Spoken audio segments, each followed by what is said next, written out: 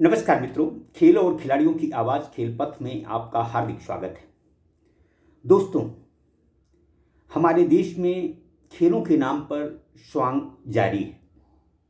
केंद्रीय खेल एवं युवा कल्याण मंत्री अनुराग ठाकुर हर खेल आयोजन के समय अपने संबोधन में खेल प्रेमियों को 1000 खेलो इंडिया स्पोर्ट्स सेंटरों का बखान करते हैं। दरअसल खेलो इंडिया स्पोर्ट्स सेंटर सिर्फ तमाशा है। यह कोई बड़ी उपलब्धि नहीं कही जा सकती,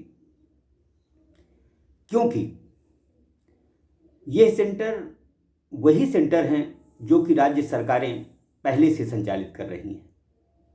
हाँ, इन सेंटरों में जो सामान और प्रशिक्षक का मानदेय जरूर केंद्रीय खेल मंत्रालय द्वारा दिया जाता है।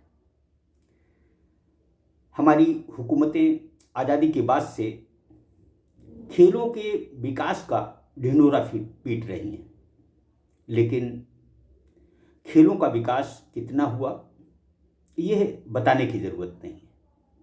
हमारे देश में खेलों का विकास क्यों नहीं हो रहा है, इसकी मूल वजह क्या है, जबकि सरकार खेलों के नाम पर अकूत पैसा खर्च कर रही है। विदेशी प्रशिक्षक अरबों रुपए ले जाते हैं, जबकि हमारे ही देश के प्रशिक्षक, शारीरिक शिक्षक गुर्बत के दौर से गुजरते हैं। जब तक हमारे देश के प्रशिक्षकों, शारीरिक शिक्षकों का सम्मान और इन्हें वाजिब मानदेय नहीं मिलेगा, तब तक देश में खेलों की स्थिति कतई ताली पीटने वाली नहीं हो सकती। प्रशिक्षकों की नियमित भर्ती प्रक्रिया शुरू करने की बजाय अधिकांश राज्य सरकारें आउटसोर्सिंग और संविदा के माध्यम से प्रशिक्षकों की नियुक्ति करती हैं, जबकि खेल नियमित प्रक्रिया है। 365 दिन चलने वाली प्रक्रिया को यदि सही ढंग से संचालित करना है तो नियमित प्रशिक्षकों की भर्ती होनी चाहिए। शारीरिक शिक्षक हर स्कूल में होना चाहिए। हर स्कूल कॉलेज के पास क्रीड़ांगन होना चाहिए। निजी हाथों को जो शिक्षा व्यवस्था सौंपी गई है उस पर भी नजर रखी जानी चाहिए। दरअसल आजादी के बाद से ही खेलों के नाम पर हमारी हुकूमतों के मन में स्वस्थ राष्ट्र का भान नहीं था। यदि खेलों को स्वास्थ्य से जोड़ दिया जाए तो मैं समझता हूं कि कम से कम हमारे देश की आवाम निरोगी तो रह सकती है। खेलों का विकास कैसे हो, इसके लिए जरूरी है कि देश के सभी विद्यालयों में जहां स्पोर्ट टीचर हो, क्रीड़ांगन हो, वहीं जितने भी प्रशिक्षक रखे जाएं वह सब नियमित रखे जाएं, क्योंकि खेल नियमित चलने वाली प्रक्रिया है। इसमें कुछ दिनों का व्यवधान ही खिलाड़ी के कौशल को बिगाड़ देता है। यद्यपि केंद्रीय खेल मंत्रालय की तरफ से कुछ काम अच्छे जरूर हुए, मसलन जो खेलो इंडिया के तहत खेल स्पर्धाएं हो रही हैं, उनका लाभ खिलाड़ियों को जरूर मिल रहा है। खेलो इंडिया यूथ गेम्स, खेलो इंडिया यूनिवर्सिटी गेम्स के बाद खेलो इंडिया पैरा गेम्स की शुरुआत होने जा रही है। यद्यपि इन खेलों का उतना प्रचार प्रसार नहीं हो रहा जितना कि होना चाहिए। बहुत से दिव्यांग खिलाड़ी भाइयों को, बहनों को पता ही नहीं है कि हमारे देश में 10 से 17 दिसंबर के बीच खेलो इंडिया पैरा गेम्स होने हैं।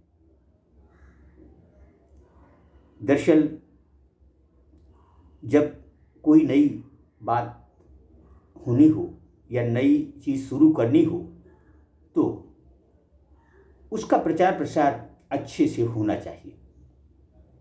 केंद्रीय खेल मंत्रालय को भारतीय खेल प्राधिकरण से भी कुछ सवाल करने चाहिए। भारतीय खेल प्राधिकरण बिना दांत का हाथी साबित हो रहा है। खेलों के खराब सिस्टम की मुख्य वजह भी भारतीय खेल प्राधिकरण ही है। भारतीय खेल प्राधिकरण में कार्यरत लोग जहां बड़ी तनख्वाहें पाते हैं, मासिक वेतन उनका बेहतर है, वहीं राज्य सरकारों के अधीन जो खेल विभाग हैं उनमें प्रशिक्षकों के मानदेय पर नज़र डालें तो बहुत ही दुखद है। दरअसल जब तक हमारी सरकारें प्रशिक्षकों और शारीरिक शिक्षकों के नियमित पदों का सृजन नहीं करती, जो प्रशिक्षक कार्यरत हैं उन्हें नियमित नहीं करती, तब तक हमारे देश में खेलों का कायाकल्प तो कतई नहीं हो सकता। देखा जाए तो सामान खरीदी हमारे देश में अगर केंद्रीय खेल मंत्रालय और राज्य सरकारों को कि पूरे बजट को मिला दिया जाए तो खेलों पर खर्च होने वाला पैसा बहुत ज़्यादा है। इससे कम पैसे में खिलाड़ियों का भला किया जा सकता है, लेकिन इस पारदर्शी व्यवस्था का हिमायती शायद ही कोई हो। हर काम में कमीशनबाजी, यह खेलों का शगल है। खिलाड़ी, प्रशिक्षक, शारीरिक शिक्षक बेशक दर दर की ठोकरें खाते हों, बेशक गुर्बत के दौर से गुजरते हों, लेकिन आयोजकों की बल्ले बल्ले रहती है। बल्ले बल्ले इसलिए रहती है कि उनका कमीशन बनता है। अधोसंरचना आबाद करना, खेल सामग्री खरीदी, ये सब इसलिए स्वांग किया जाता है क्योंकि इसमें कमीशन का खेल होता है।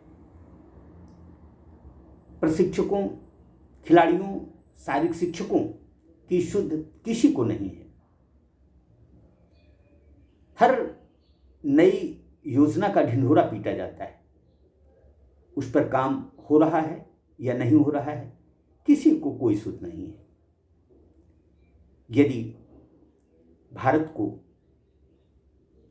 खेलों में सर्वश्रेष्ठ राष्ट्र बनाना है तो राज्य सरकारों को, केंद्रीय खेल मंत्रालय को, केंद्र सरकार को अपने प्रशिक्षकों और शारीरिक शिक्षकों पर न केवल